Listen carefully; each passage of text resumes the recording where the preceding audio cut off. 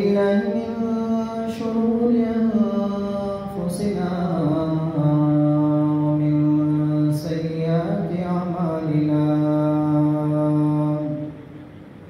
من يهده الله فلا مضل له ومن يضلله فلا هادي له. ونشهد أن لا إله إلا الله وحده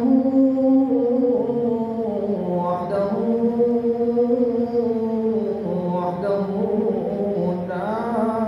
شريك له. ونشهد أن سيدنا وحبيبنا وطبيبنا وطبيب قلوبنا محمدا عبده ورسوله. أما بعد فأعوذ بالله من الشيطان الرجيم. بسم الله الرحمن الرحيم. وإذ أخذ الله ميثاق النبيين لما آتيتكم من كتاب وحكمة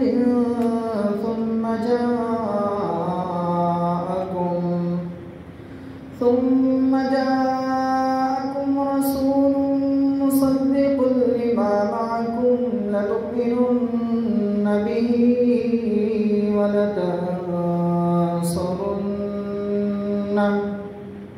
قال أقررتم وأخذتم على ذلكم إصري؟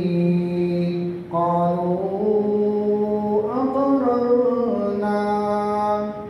قال فاشهدوا وأنا معكم من الشاهدين.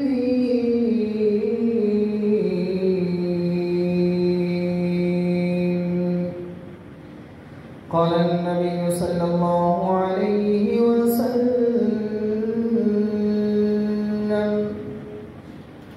بعثت معلما،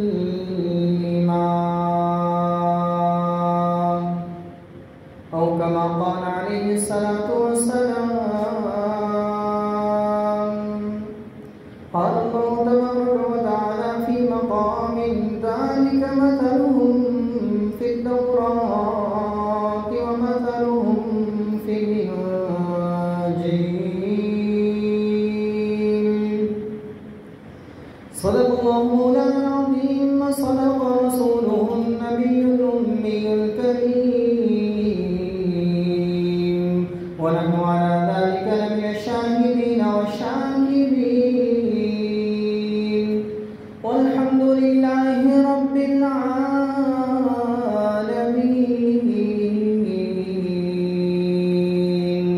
قال الله تبارك وتعالى: إن الله وملائكته يصلون على النبي يا أيها الذين آمنوا صلوا عليه وسلموا تسليما. اللهم صل على محمد وعلى آل محمد كما صليت على إبراهيم وعلى آل إبراهيم إنك حميد مجيد. اللهم بارك على محمد وعلى آل محمد كما باركت على إبراهيم وعلى آل إبراهيم إنك حميد مجيد. सबसे पहले मशीयत के अनवार से नक्शे रूए मोहम्मद बनाया गया। सबसे पहले मशीयत के अनवार से नक्शे रूए मोहम्मद बनाया गया। फिर इसी नक्श से मांग कर रोशनी बज़्म कौन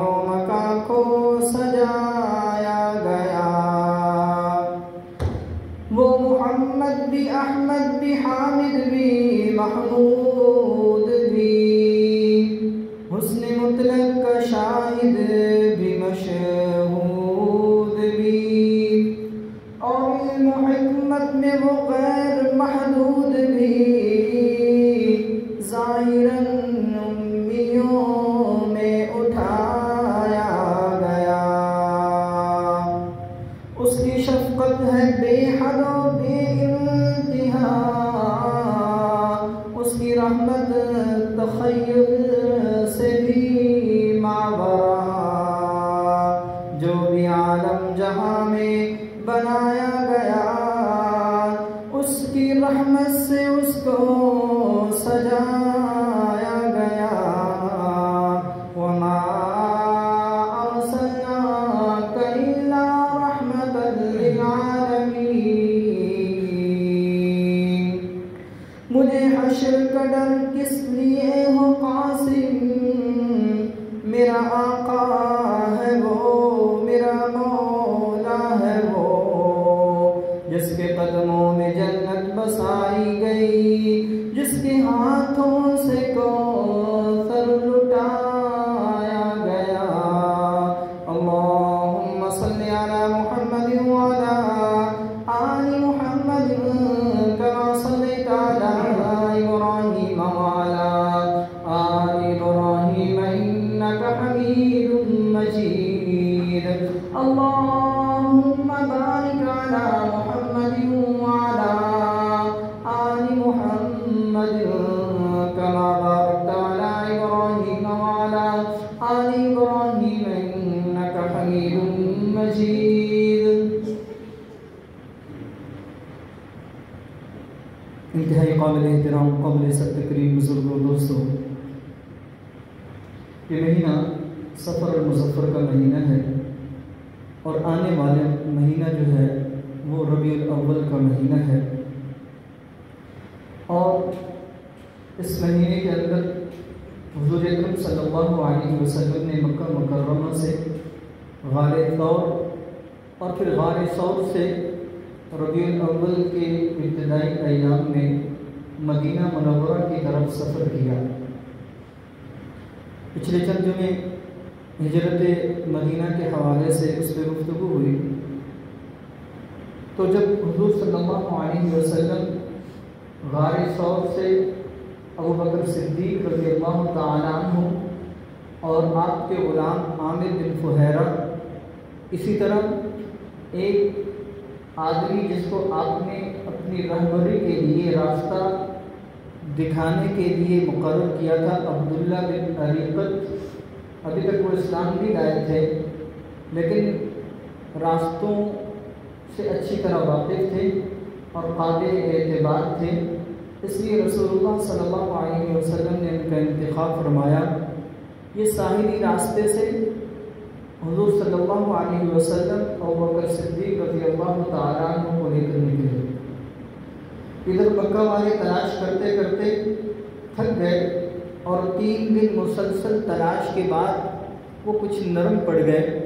تو تیسرے دن یکم ربیع الاول کو غار ثور سے یہ قافلہ چلتا ہے، اور جس کے اندر ابوبکر صدیق، حضور صلی اللہ علیہ وسلم، آپ کے غلام اور یہ عبداللہ بن اریقط یہ شامل ہوتے ہیں، اور 2 اونٹنیاں جو ابوبکر صدیق رضی اللہ تعالیٰ عنہ ہجرت کے سفر کے لیے تیار کر رکھی تھی وہ ہوتی ہیں۔ تو یہ قافلہ غار ثور سے مدینہ طیبہ کی جانب چلتا ہے، تو چلتے چلتے جب دوپہر کا وقت آتا ہے تو صدیق اکبر رضی اللہ تعالیٰ عنہ فرماتے ہیں کہ میں نے دیکھا کہ صبح سے لے کر دوپہر تک کا سفر کیا، اب دوپہر کا وقت ہے تو اب آقا علیہ السلام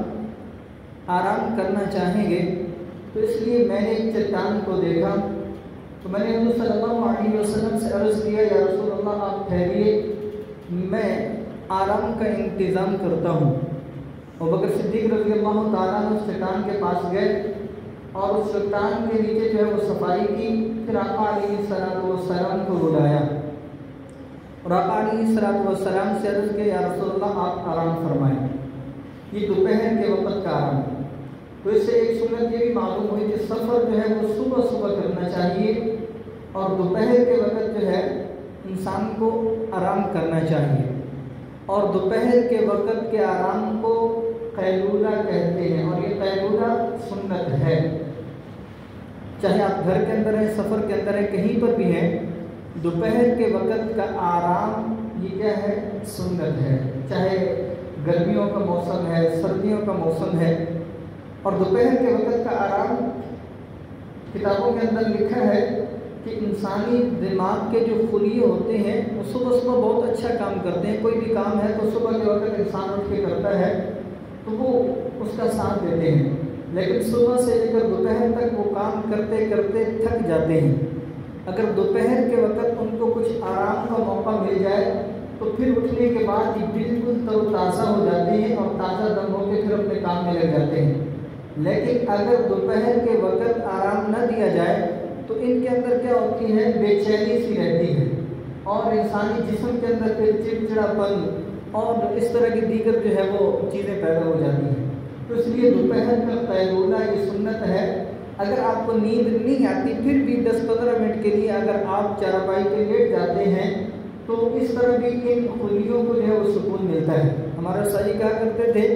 اگر کوئی آدمی دوپہر کے وقت صرف 5 منٹ کے لیے بھی سو جائے، اگر کہ اس کی آنکھ نہ لگے، نیند نہ آئے، لیکن یہ 5 منٹ کا سونا دماغ کے لیے اتنا مفید ہے جیسا کہ آپ نے کوئی دماغ کو تیز کرنے والی چیز مثلا بادام وغیرہ کھا لیے ہوں۔ تو دوپہر کا سونا، دوپہر کا آرام کرنا یہ سنت رسول ہے۔ تو حضرت آقا علیہ الصلوۃ والسلام نے آرام فرمایا۔ جب حضور صلی اللہ علیہ وسلم سو گئے، صدیق اکبر رضی اللہ تعالیٰ عنہ وہاں سے نکلے اور کسی گھر کی تلاش میں یا کسی آدمی کی تلاش میں دیکھا کہ دور ایک آدمی جو ہے اپنی بکریاں لیے ہوئے ہے، بکریاں چرا رہا ہے۔ صدیق اکبر رضی اللہ تعالیٰ عنہ اس کے پاس گئے اور اس سے پوچھا کہ کیا کوئی بکری ہے جو دودھ دینے والی ہو؟ اس نے ایک بکری کا جو ہے وہ بتایا کہ وہ بکری دودھ دیتی ہے۔ تو صدیق اکبر رضی اللہ تعالیٰ عنہ نے اسے دودھ طلب کیا۔ اس آدمی نے گلاس کے اندر جو ہے وہ پیالے کے اندر دودھ دے دیا۔ صدیق اکبر رضی اللہ تعالیٰ عنہ دے کے آئے، اور صدیق اکبر رضی اللہ تعالیٰ عنہ کے پاس آپ کے مشکیزے کے اندر رات کا پانی موجود تھا، ٹھنڈا پانی۔ تو جب حضور صلی اللہ علیہ وسلم بیدار ہوئے تو صدیق اکبر رضی اللہ تعالیٰ عنہ نے وہ دودھ اور اس کے اندر یہ ٹھنڈا پانی ملا کے حضور صلی اللہ علیہ وسلم کو پیش کیا۔ آقا علیہ الصلوۃ والسلام نے پیا۔ تو یہاں پر جو لفظ صدیق اکبر رضی اللہ تعالیٰ عنہ کے حدیث مبارکہ کے اندر منقول ہے، فرماتے ہیں شرب رسول اللہ صلی اللہ علیہ وسلم حتی رضیتو، کہ رسول اللہ صلی اللہ علیہ وسلم نے وہ دودھ پیا، وہ پانی ملا ہوا دودھ پیا، حتی رضیتو، یہاں تک کہ میں خوش ہو گیا۔ یعنی پی رسول اللہ صلی اللہ علیہ وسلم رہے ہیں، لیکن دل کس کا خوش ہو رہا ہے؟ صدیق اکبر رضی اللہ تعالیٰ عنہ کا۔ یہ صدیق اکبر رضی اللہ تعالیٰ عنہ کی محبت تھی حضور صلی اللہ علیہ وسلم کے ساتھ۔ پھر اسی طرح یہ قافلہ آگے چلتا ہے اور درمیان میں ام معبد رضی اللہ تعالیٰ عنہ کا جو ہے گھر آتا ہے، ان کی جھونپڑی آتی ہے۔ تو یہ قافلہ ام معبد کی جھونپڑی کے پاس رکتا ہے، اور ام معبد جو ہے وہ اپنی جھونپڑی کے اندر، بعض روایت کے اندر ایک اندر موجود تھی، بعض روایت ہے کہ جھونپڑی سے باہر موجود تھی۔ تو حضرت بکر صدیق رضی اللہ تعالیٰ عنہ کے پاس گئے ہیں اور ان سے جو ہے پوچھا ہے کہ گھر کے اندر کوئی کھانے پینے کی چیز ہے یا کوئی دودھ ہے؟ تو ام معبد نے کہا کہ گھر کی جتنی بکریاں دودھ دینے والی تھی وہ تو ابو معبد اپنے ساتھ لے گئے ہیں۔ ہاں، گھر کے اندر ایک ایسی بکری موجود ہے جو نہایت ہی نادر ہے، اور یہ ابھی بکری چھوٹی ہے، دودھ دینے کی عمر کو نہیں پہنچی، وہ بکری موجود ہے۔ تو اب صدیق اکبر رضی اللہ تعالیٰ عنہ نے آ کر حضور صلی اللہ علیہ وسلم کو سارا واقعہ بتلایا۔ آقا علیہ الصلوۃ والسلام نے فرمایا کہ اس بکری کو لے کر آؤ۔ وہ بکری لائی گئی، حضور صلی اللہ علیہ وسلم نے بسم اللہ الرحمن الرحیم پڑھا اور اس بکری کی پشت پر ہاتھ پھیرا، اس کے تھنوں پہ ہاتھ پھیرا، تو اس کے تھنوں کے اندر جو ہے اللہ رب العزت نے دودھ پیدا کر دیا۔ اب ام معبد کو کہا گیا کہ اپنے گھر کا کوئی برتن لاؤ، معبد اپنے گھر کا برتن لائی، حضور صلی اللہ علیہ وسلم نے اس بکری کا دودھ نکالا اور اس برتن میں دودھ ڈالا، وہ برتن بھر گیا، دوسرا برتن، تیسرا برتن، حتیٰ کہ گھر کے جتنے برتن تھے سارے کے سارے دودھ سے لبریز ہو گئے۔ اور پھر حضور صلی اللہ علیہ وسلم نے وہ دودھ ابوبکر صدیق کو بھی دیا، عامر بن فہیرہ کو بھی دیا، اور اسی طرح عبداللہ بن اریقط کو بھی دیا، اور بقیہ دودھ جو ہے وہ انہیں معبد کو دیا کہ اپنے گھر کے اندر لے جاؤ۔ تو عین اسی وقت جب حضور صلی اللہ علیہ وسلم معبد کے گھر کے اندر تھے تو ادھر مکہ مکرمہ کے اندر چونکہ کفار جو ہے رسول اللہ صلی اللہ علیہ وسلم کی تلاش میں تھے، تو اس وقت مکہ والوں کو ایک آواز آئی، لیکن نظر کوئی نہیں آیا کہ یہ آواز دینے والا کون ہے۔ تو روایات کے اندر آیا کہ ایک جن تھا جس نے مکہ مکرمہ کے اندر جو ہے بلند آواز سے کچھ اشعار پڑھے،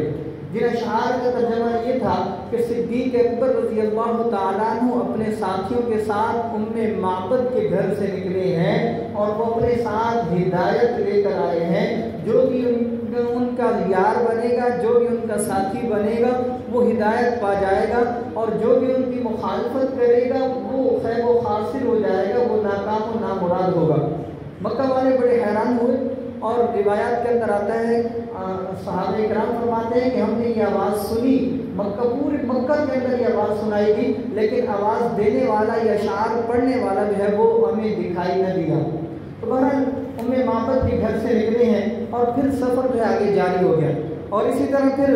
جب معبد جو اپنے گھر کے اندر موجود ہیں، شام کو ان کا شوہر ابو معبد وہ بکریاں لے کر گھر کے اندر آتا ہے، اور یہ ایام کچھ ایسے تھے کہ وہاں پہ قحط پڑا ہوا تھا،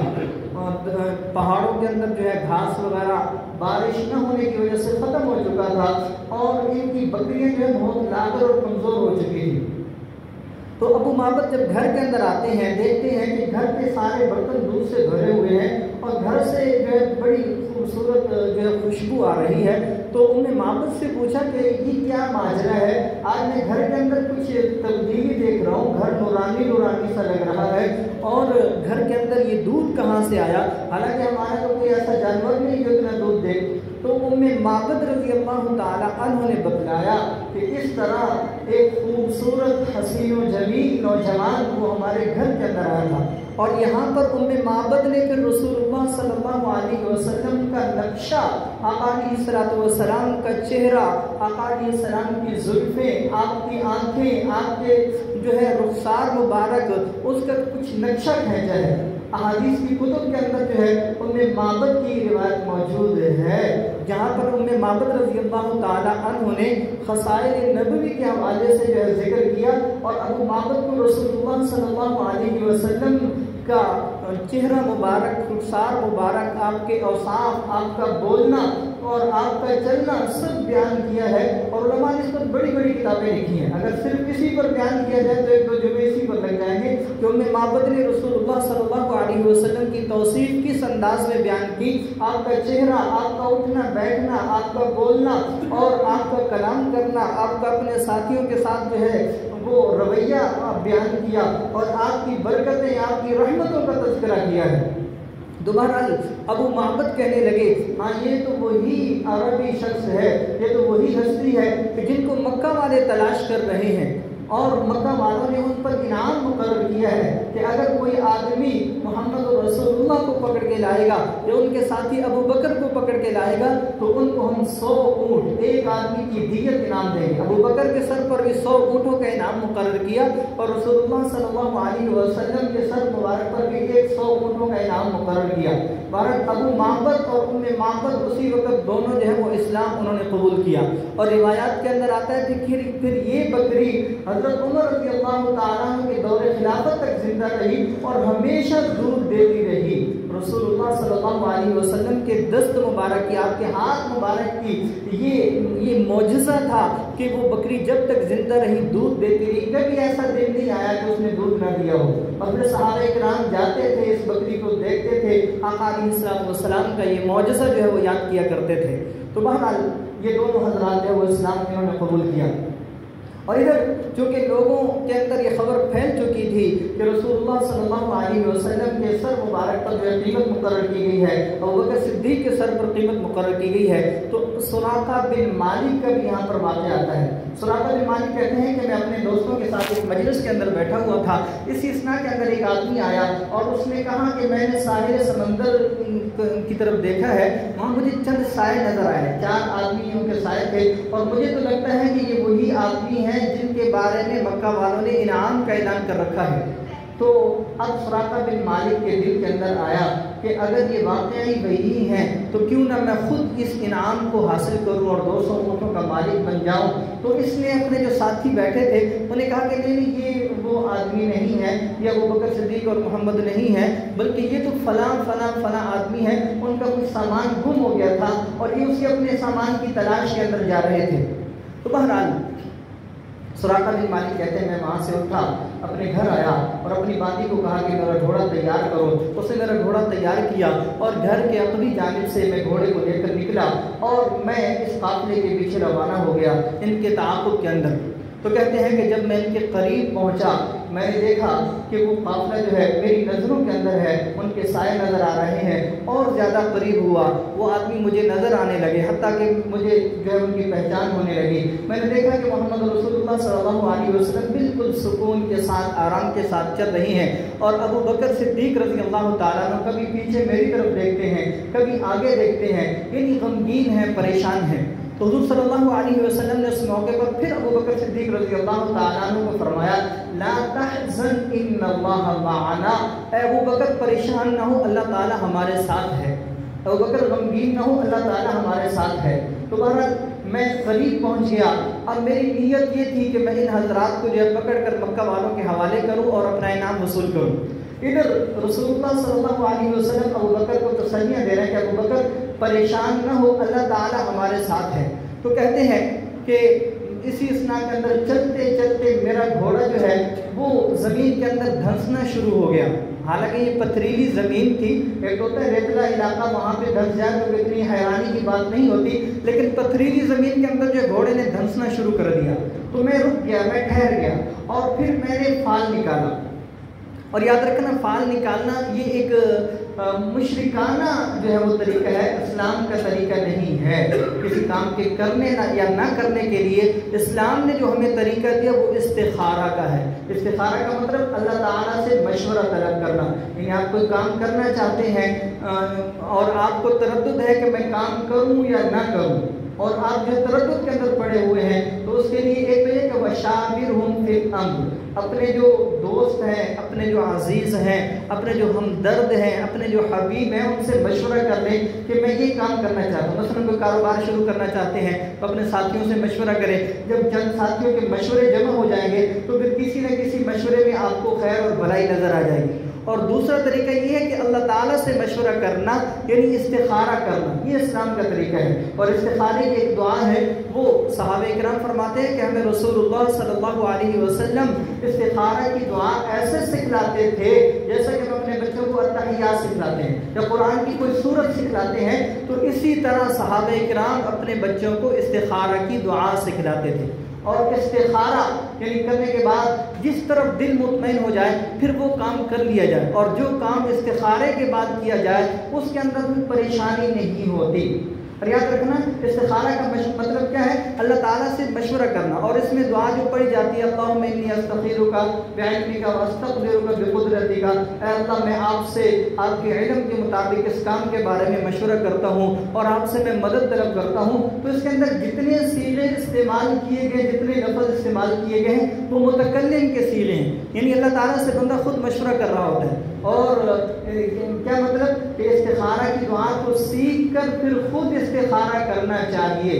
ये तरीका ठीक नहीं है कि आपका कोई काम है, आप किसी और को कहें कि मेरे लिए इस्तिखारा कर दें। मेरे लिए भाई आपके लिए कौन इस्तिखारा करेगा? जितने आप खुद अपने साथ मुखलिस हैं, कोई भी आपके साथ इतना मुखलिस नहीं हो सकता। तो खुद इसको सीखिए, अपने बच्चों को सिखलाइए, कोई भी काम है। और इसी तरह अगर कोई यानी कि आपके पास वक्त बहुत कम है और आपने चंद लम्हों के अंदर फैसला करना है कि मैं ये काम करूं या ना करूं, तो उसके बारे में भी अहादीस मुबारका के अंदर जो है वो तालीम मौजूद है, आका अलैहिस्सलातु वस्सलाम का फरमान मौजूद है और उसके लिए दुआ मौजूद है। वो क्या है?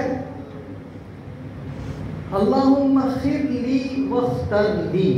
अल्लाहुम्मा खिरली वख्तर ली, यानी आपके पास वक्त थोड़ा है, आप कोई किसी काम के लिए गए हुए हैं या फौरन कोई काम करना या ना करने के दरमियान आपने फैसला करना है, तो उस वक्त ये दुआ पढ़ें, अल्लाहुम्मा खिरली वख्तर ली, अल्लाहुम्मा खिरली पढ़ लीजिए एक दफ़ा ताकि आपको याद हो जाए, बहुत मौक़ों पर काम आएगी इंशाअल्लाह। अल्लाहुम्मा खिरली वख्तर ली, ये देखिए दो लफ्ज़ हैं, इंतहाई आसान हैं। तो कोई भी काम आपने करने या ना करने के दरमियान आपको तरद्दुद है तो उस वक्त फ़ौरन ये दुआ पढ़ लें। ये दुआ पढ़ने के बाद जो काम आपके यानी आपके दिल के अंदर है फिर वो काम कर लो, इंशाअल्लाह उस काम के अंदर खसारा नहीं होगा, उस काम के अंदर नुकसान नहीं होगा। बहरहाल सुराका बिन मालिक ने अपने तरीके से फाल निकाला और उस फाल जो है वो भी उसके खिलाफ आया, यानी उस फाल के अंदर ये बात आई कि आप ताक़ुब ना करें, लेकिन कहते हैं कि मैंने उस फाल की भी खिलाफ वर्जी की और मैंने ताक़ुब जारी रखा, मैं ताक़ुब में निकला, फिर मेरा घोड़ा जो है धंस गया, मैं घोड़े से गिर गया। तो जब 2-3 मरतबा ये वाक़या पेश आया तो मैंने फिर आप सल्लल्लाहु अलैहि वसल्लम से अमान तलब की, या रसूलुल्लाह मुझे माफ़ी दे दे, मुझे अमान दे। तो हुज़ूर सल्लल्लाहु अलैहि वसल्लम ने अमान दे दी। फिर मैंने आका अलैहिस्सलाम के पास गया और अर्ज़ किया कि ये मुझे लिख कर दे दीजिए। तो हुज़ूर सल्लल्लाहु अलैहि वसल्लम ने सिद्दीक़ अकबर रज़ियल्लाहु ताला अन्हु से फरमाया कि आप इनको लिख कर दे दें। तो सिद्दीक़ अकबर ने एक चबड़े के ऊपर जो है मुझे अमान नामा जो है वो लिख कर दिया। फिर एक मौके पर जब मुसलमान मदीना के अंदर जो है वो मजबूत हो गए, कवि हो गए, एक इलाके पर फिर मुसलमानों ने जो है वो जो वहाँ पे गज़वा के लिए सहाबा इकराम गए, वो इलाका फतह हुआ, तो ये सुराका बिन मालिक वही अमान नामा जो है वो लाया और सहाबा इकराम को दिखलाया। इन बात के अंदर भी ये अमान नामा जो है वो सुराका बिन मालिक के काम आया। तो बहरहाल इस मौका पर हुज़ूर सल्लल्लाहु अलैहि वसल्लम ने सुराका बिन मालिक से कहा, अभी तक मुसलमान नहीं होते, ऐ सुराका तेरी उस वक्त क्या हालत होगी, क्या शान होगी जब किसरा के कंगन जो है वो तुझे पहनाए जाएंगे। अब देखिए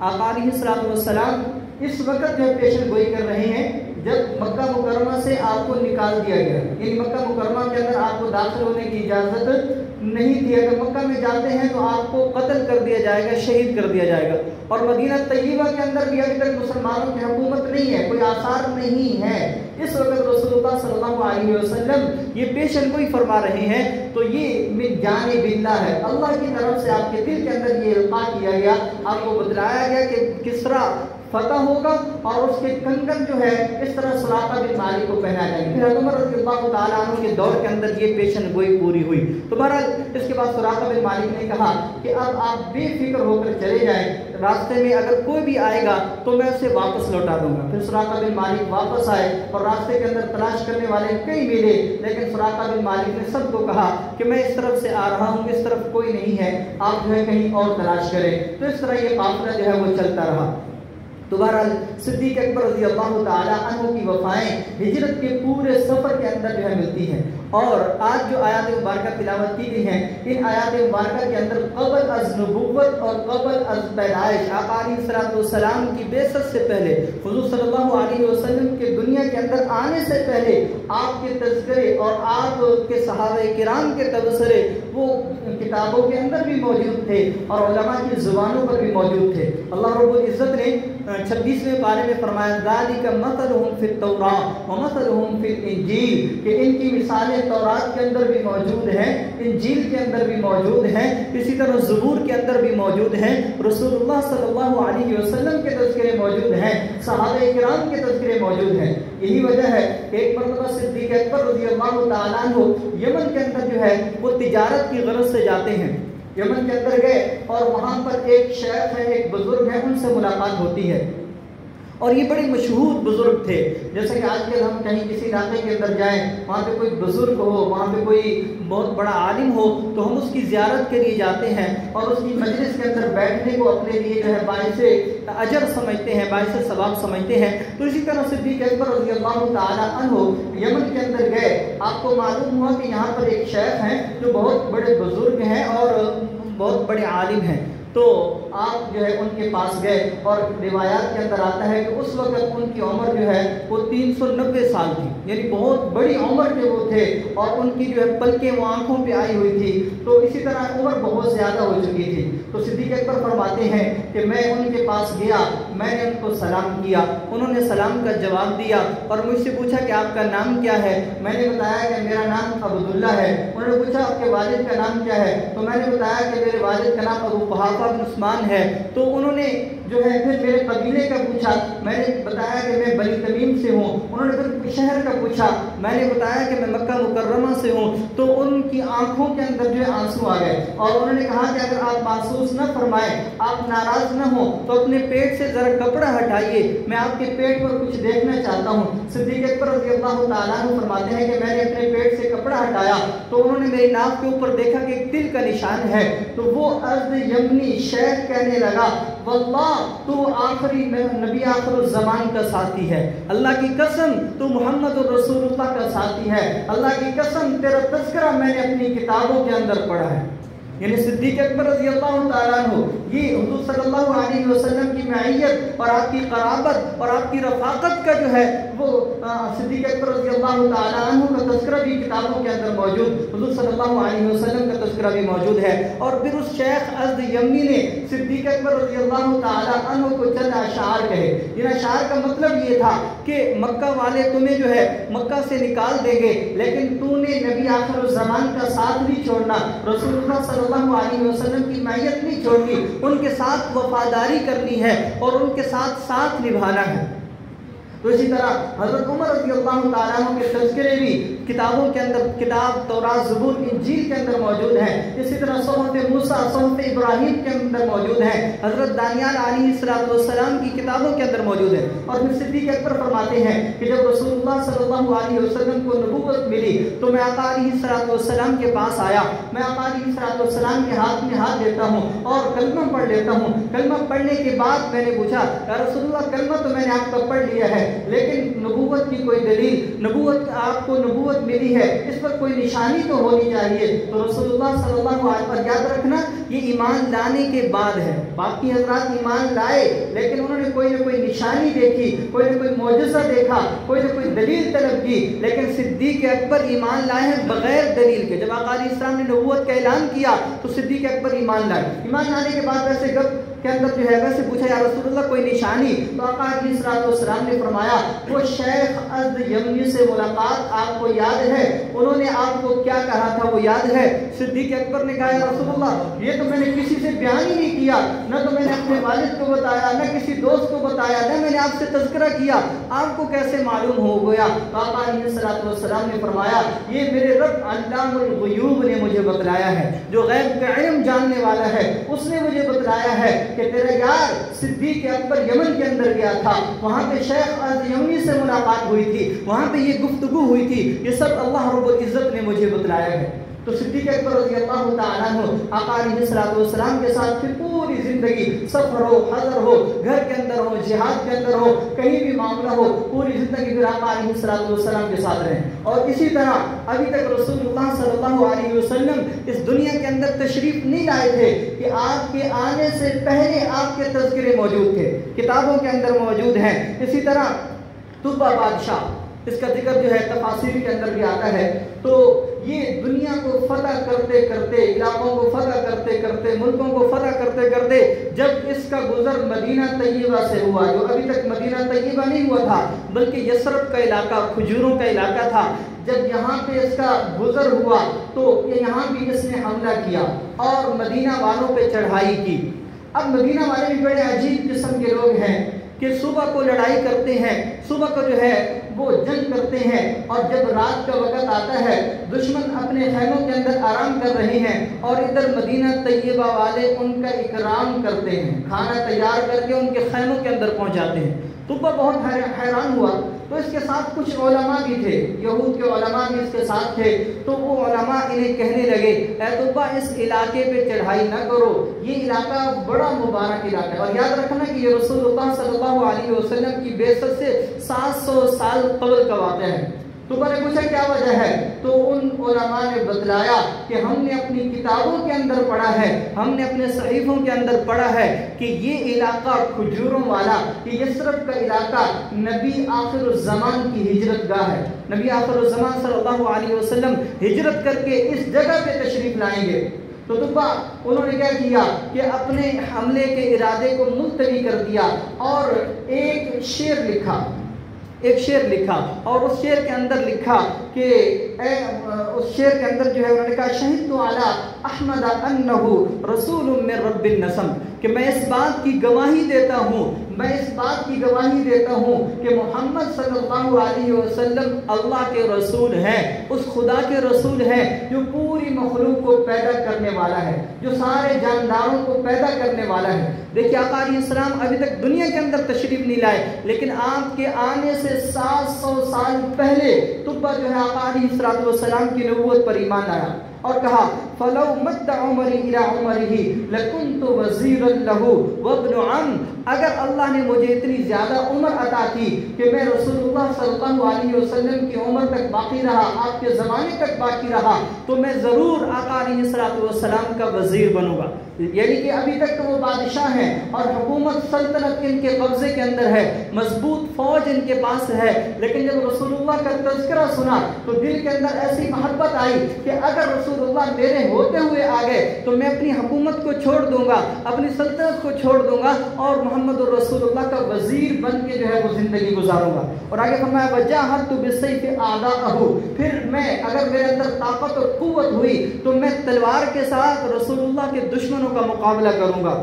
وَفَرَّجْتُ عَنْ صَدْرِهِ كُلَّ غَمٍ، اور میں کسی قسم کا غم رسول اللہ صلی اللہ علیہ وسلم کو نہیں آنے دوں گا۔ یہ آپ نے رقعہ لکھا، یہ اشعار لکھے اور مدینہ والوں کے حوالے کر دیے کہ یہ میری امانت ہے اور یہ امانت آپ نے آنے والے پیغمبر کو دینی ہے، یہ شعر آپ نے آنے والے رسول کو دینے ہیں اور انہیں بتلانا ہے کہ آپ کا غلام آپ کے بارے میں یہ جذبات رکھتا ہے کہ اگر آپ کی زندگی کے اندر میں رہا تو آپ کا وزیر بن کے زندگی گزاروں گا، آپ کا غلام بن کے زندگی گزاروں گا اور آپ کی جماعت کے اندر آپ کے صحابہ کرام کے ساتھ مل کر میں آپ کے دشمنوں کے خلاف جہاد کروں گا اور آپ کے دشمنوں کو تخت و تاراج کروں گا اور آپ کے دشمنوں پر میری تلوار جو ہے وہ بھاری ہوگی۔ تو بہرحال یہ امانت نامہ جو ہے مدینہ والوں نے محفوظ رکھا اور نسل در نسل چلتے چلتے چلتے یہ امانت نامہ جو ہے، یہ رقعہ جو ہے ابو ایوب انصاری رضی اللہ تعالی عنہ کے پاس پہنچتا ہے۔ جب آقا علیہ السلام ہجرت کر کے مدینہ طیبہ میں جاتے ہیں، ہر صحابی کے دل کے اندر یہ بات ہے کہ آقا علیہ السلام میرے گھر کے اندر تشریف فرما ہو اور میرے گھر کو یہ عزت اور شرف ملے کہ میرا گھر رسول اللہ صلی اللہ علیہ وسلم کے قدموں سے منور ہو، آقا علیہ السلام کی تشریف آوری سے میرا گھر روشن ہو جائے۔ اور ہر صحابی کی کوشش ہے کہ رسول اللہ میرے ساتھ چلے، لیکن یہ خوش قسمتی ابو ایوب انصاری کو ملتی ہے۔ آقا علیہ السلام نے صحابہ سے جب مدینہ میں داخل ہوئے صحابہ سے کہا کہ میری اونٹنی کو چھوڑ دیجئے، یہ معمور من اللہ ہے، جہاں اللہ کا حکم ہوگا یہ وہاں جا کے رکے گی۔ تو وہ اونٹنی چلتے چلتے چلتے ابو ایوب انصاری رضی اللہ تعالیٰ عنہ کے گھر کے دروازے پر بیٹھ جاتی ہے۔ اور اس مکان کے بارے میں بھی روایات کے اندر جو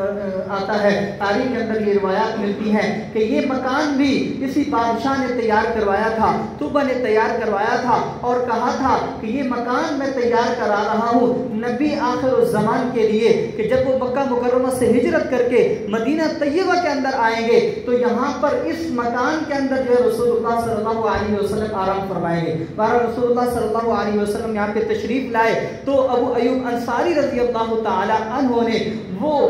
جو رکا تھا آقا علیہ السلام کی خدمت کے اندر پیش کیا کہ یہاں پہ ایک بادشاہ آیا تھا اور وہ آیا تو حملے کی نیت کے ساتھ تھا، آیا تو اس لیے تھا تاکہ وہ یہاں کا فاتح بن جائے، لیکن آپ کا تذکرہ سنتے ہی وہ مفتوح ہو گیا، شکار کرنے کے لیے آیا تھا، شکاری بن کے آیا تھا لیکن خود شکار ہو گیا اور آپ کی محبت کے اندر جو ہے وہ گرفتار ہو گیا اور اس بادشاہ نے آپ کے لیے یہ جذبات ان کا کا اظہار کیا ہے۔ تو بہرحال آقا علیہ السلام ابھی دنیا کے اندر تشریف نہیں لائے، لیکن کیا ہوا کہ آپ کے آنے سے پہلے آپ کا تذکرہ موجود ہے، آپ کی سیرت کا تذکرہ موجود ہے، آپ کی صورت کا تذکرہ موجود ہے، آپ کے صحابہ کا تذکرہ موجود ہے۔ ابھی تک یہ دنیا بنی نہیں تھی، آپ کی دنیا کے بننے سے پہلے بھی رسول اللہ صلی اللہ علیہ وسلم کا تذکرہ موجود ہے۔ اس لیے تو مولانا قاسم نانوتوی رحمۃ اللہ علیہ نے کہا تھا، سب سے پہلے مشیت کے انوار سے نقش روئے محمد بنایا گیا۔ یعنی دنیا کے اندر کچھ نہیں تھا،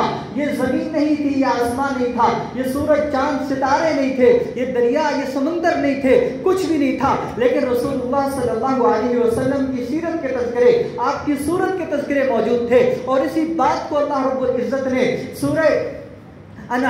اسی بات کو سورہ آل عمران کے اندر اللہ رب العزت نے ذکر کیا، وَإِذْ أَخَذَ اللَّهُ مِيثَاقَ النَّبِيِّينَ لَمَا آتَيْتُكُم مِّن كِتَابٍ وَحِكْمَةٍ ثُمَّ جَاءَكُمْ رَسُولٌ مُصَدِّقٌ لِّمَا مَعَكُمْ لَتُؤْمِنُنَّ بِهِ وَلَتَنصُرُنَّهُ، کہ جب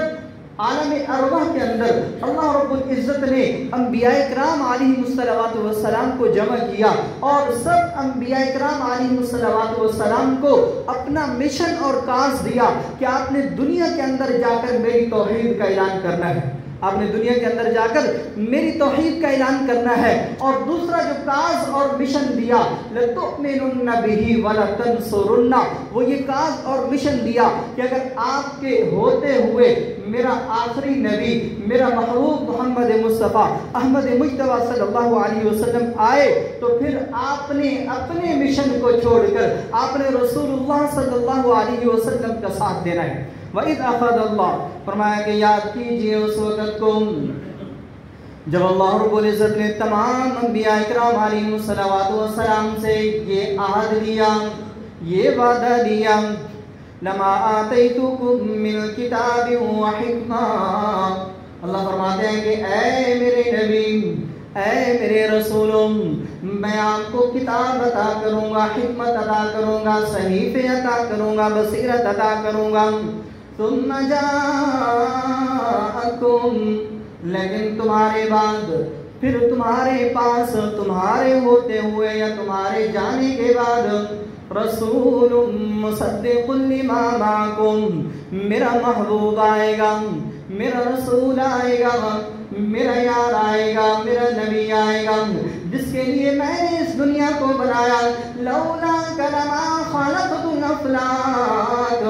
جنہیں میں نے کہہ دیا کہ اے محبوب، اگر میں نے آپ کو نہ بنانا ہوتا،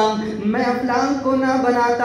اگر میں نے آپ کو نہ بنانا ہوتا، مجھے زمین و آسمان بنانے کی ضرورت نہیں تھی، اگر میں نے آپ کو پیدا نہ کرنا ہوتا، یہ زمین، یہ آسمان، یہ ستارے، یہ چاند، یہ سمندر، یہ ندی نالے، میں دنیا کی رونقیں نہ بناتا۔ اے محبوب، میں نے سب کچھ تیری خاطر بنایا ہے۔ ثم جاءکم رسول مصدق لما معکم، اے میرے انبیاء اکرام علیہ السلام کی جماعت، اگر وہ رسول، وہ نبی، میرا محبوب تمہارے ہوتے ہوئے اس دنیا کے اندر آ جائے، پھر تم نے اپنی نبوت کا اعلان نہیں کرنا، پھر تم نے اپنی رسالت کا اعلان نہیں کرنا، پھر تم نے اپنی شریعت کا اظہار نہیں کرنا، بلکہ تم سب نے اتباع کرنی ہے محمد رسول اللہ کی۔ لَتُؤْمِنُنَّ بِهِ وَلَتَنصُرُنَّهُ، پھر تم اس نبی پر ایمان بھی لاؤ گے اور اس نبی کی مدد بھی کرو گے۔ تو عالم ارواح کے اندر اللہ نے یہ وعدہ انبیاء اکرام علیہ السلام سے لیا ہے۔ دو وعدے دیے ہیں، ایک عہد الست ہے،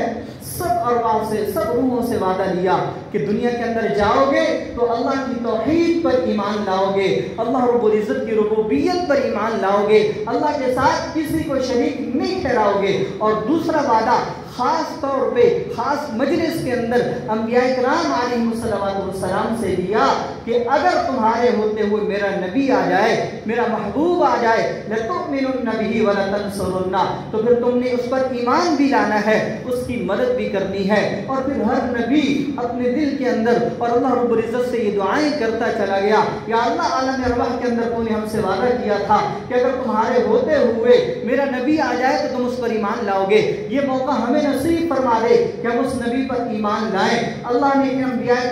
इकराम अलैहिस्सलाम की दुआओं को कबूल किया। अंबिया इकराम अलैहिस्सलाम से दुनिया से चले गए, आका अलैहिस्सलाम उस वक्त तशरीफ नहीं लाए, लेकिन मेराज के मौका पर अल्लाह रब्बुल इज्जत ने तमाम अंबिया को फिर ये फजीलत बख्शी, ये शरफ बख्शा कि सब अंबिया इकराम अलैहिस्सलाम ने मस्जिद अक्सा के अंदर रसूलुल्लाह सल्लल्लाहु अलैहि वसल्लम की ज़ियारत की और आका अलैहिस्सलाम के पीछे नमाज अदा की है। और फिर ईसा अलैहिस्सलाम की दुआ को अल्लाह रब्बुल इज्जत ने और ज़्यादा जो है वो इजाबत कबूलियत बख्शी और ईसा अलैहिस्सलाम को जिंदा आसमानों पे उठा लिया है। अब कुर्ब क़यामत ईसा अलैहिस्सलाम दोबारा इस दुनिया के अंदर तशरीफ लाएंगे तो और इस आयत पर अमल करते हुए कि अपनी नबुव्वत के इजहार के लिए, अपनी शरीयत पर अमल कराने के लिए नहीं आएंगे, बल्कि रसूलुल्लाह सल्लल्लाहु अलैहि वसल्लम की शरीयत पर अमल कराने के लिए आएंगे। जब ईसा अलैहिस्सलाम आएंगे फिर सारे के सारे ईसाई जो इस वक्त मौजूद हैं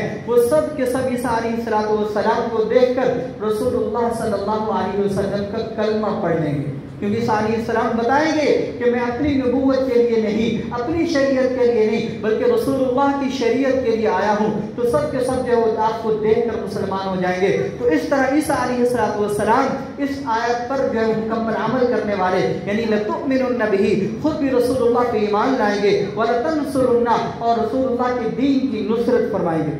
क़ाल अक़ररतुम वअख़ज़्तुम अला ज़ालिकुम इसरी क़ालू अक़ररना क़ाल फ़अशहदू व अना मअकुम मिनश शाहिदीन। अल्लाह ने ये अहद लिया, ये मिसाक लिया और सब अंबिया इकराम अलैहिस्सलाम ने ये वादा किया कि अगर हमारे होते हुए रसूलुल्लाह सल्लल्लाहु अलैहि वसल्लम इस दुनिया के अंदर तशरीफ लाते हैं तो फिर हम आप पर ईमान भी लाएंगे और आपकी नुसरत भी करेंगे। ये मेरी और आपकी खुशकिस्मती है कि अल्लाह रब्बुल इज़्ज़त ने हमें इतना प्यारा महबूब नबी अता किया है, जिसकी अल्लाह ने कायनात को बनाया, जिसकी खातिर अल्लाह ने अफलाक को बनाया, जिसकी खातिर ये सारी दुनिया अल्लाह ने सजाई है। और इतना प्यारा नबी, इतना प्यारा महबूब अल्लाह ने हमें अता किया कि जिसकी वजह से ये दुनिया बनी है। तो आज मेरा और आपका भी हक बनता है कि हम आका अलैहिस्सलाम से अपनी जान से बढ़कर मोहब्बत करें, अपनी जान से बढ़कर इश्क करें और रसूलुल्लाह सल्लल्लाहु अलैहि वसल्लम की सुन्नत को अपनाएं। आका अलैहिस्सलाम जो मिशन, जो